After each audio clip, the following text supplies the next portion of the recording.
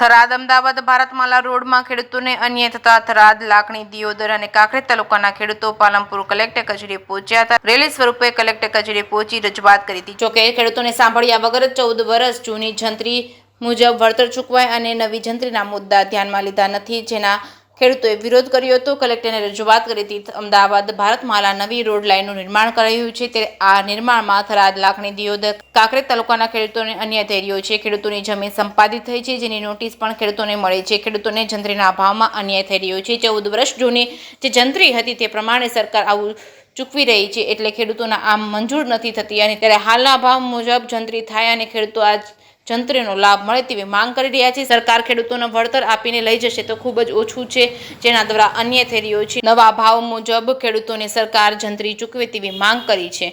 જે કેસની ગુજરાતી સાથે ભરત ઠક્કર, ડીસા.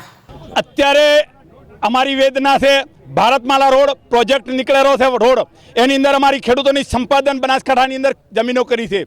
2011ની જંત્રી પ્રમાણે અમને ચૂકવણો કરવાની સરકાર વાત કરેલી છે.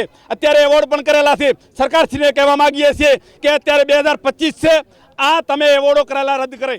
એના અનુસંધાને કલેક્ટર સાહેબશ્રીને રજૂઆત કરવા આવેલા છે. અમારો ચૂકવણો છે 2025ની સરકારશ્રીએ જે જંત્રી જાહેર કરેલી હતી એના અનુસંધાને કરે. નેતાઓએ જે એને કરેલું હોય એના અનુસંધાને સરકારશ્રીએ જે એવોર્ડ કરેલા હોય એના પર અમે મારા ખેડૂતને ચૂકવણો કરે. એના અનુસંધાને કલેક્ટર સાહેબશ્રીને કહીએ છીએ કે આ એવોર્ડો 2011ના રદ કરે અને નવી જંત્રી પણ અમને ખેડૂતોને વળતર આપે એવી માગણી છે. જો કરવામાં નહીં આવે તો આગળના સમયની અંદર બનાસકાંઠાથી ગાંધીનગર સુધીના તમામ ખેડૂતો સાથે મળી અને ગાંધીજી ત્યાં માર્ગે આંદોલન કરશે અને આપણે ગાંધીનગર જઈ મુખ્યમંત્રી સાહેબની ઓફિસની મોરે ધરણા કરશે. મારું નામ દેસાઈ ભરતભાઈ. ભારતમાલા ગ્રીનફિલ્ડ પ્રોજેક્ટમાં મારી 6 વીઘા જમીન જાય છે. સરકાર હળાહળ અન્યાય કરી રહી છે. પહેલાં તો જૂની જંત્રી મુજબ અહીંયા ભાવ આપે છે. હાલ સરકારશ્રીએ નવા મુસદ્દા 2025 એપ્રિલમાં જાહેર કર્યો છે. એ જંત્રી આપતા નથી. વત્તા ખેડૂતનું ઘર છે એની ટોટલ જે વૃક્ષનો છે એ પણ મળેલ નથી. હાલ જે મળી છે જૂની જંત્રી મુજબ મળી છે અને એ અમને કોઈ પણ પ્રકારે ખેડૂતોને સ્વીકાર નથી. અમારો એક જ મુખ્ય મુદ્દો એ છે કે નવી જંત્રી મુજબ અમને આ સરકાર વળતર આલે તો જ યોગ્ય છે, નહીં તો અમે આ રોડ નહીં થવા દઈએ. જો સખતમાં સખત આ બાબતે ખેડૂતો બધા જાગૃત છે અને અહીંયા બધા મળ્યા છે. એમની મુખ્ય માંગ એ છે કે નવી જંત્રી જે મુસદ્દો એપ્રિલ 2025માં જાહેર કર્યો છે એ જ મળવો જોઈએ. એ નહીં મળે તો અમે રસ્તા રોકો આંદોલન કરીશું, રેલ રોકો આંદોલન કરીશું. કોઈ પણ સંજોગોમાં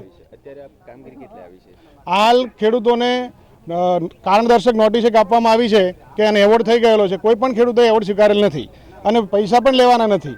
અમારી મુખ્ય માંગ એ છે કે અમે આ ત્યારે સ્વીકારીશું જ્યારે એપ્રિલ 2025નો સરકારશ્રીએ નવો મુસદ્દો જાહેર કર્યો એ જંત્રી આપશે તો જ સ્વીકારીશું, બાકી ઉગ્ર આંદોલન કરવામાં આવશે. આ મારી મુખ્ય માંગ છે. ગોવિંદભાઈ વાલાભાઈ રબારી. મારી જમીન રોડ હાઈવે ટચને આવેલી છે અને જે અંદરના ભાવે જાય છે એને ભાવે અમારો એવોર્ડ કર્યો છે. અને નેશનલ હાઈવે જે જમીન છે ને એ સાહેબ મોંઘી આવે, અંદરની જમીન ઓછા પૈસે જાય તો તે એક જ ભાવ અને એક જ હરખું કર્યું છે. એટલે એ અમે આના માટે દુઃખી છે અને અમે આ કોઈ પણ ભોગે જમીન હાલવા તૈયાર નથી. એની રણનીતિ એટલે જે આ બધા ખેડૂત છે, ખેડૂત તો બધું લડવાના છે. ખેડૂતને ગરીબ માનતા હોય તો ગરીબ ખેડૂત છે જ નહીં. કહેવાનો મતલબ કે એના માટે લડવાની તૈયારી બધા છે. તાકો તમે બધા આવી ગયા છે કે નથી આવી ગયા. એટલે આ રીતનું છે. મારું નામ ગોવિંદભાઈ વાલાભાઈ રબારી.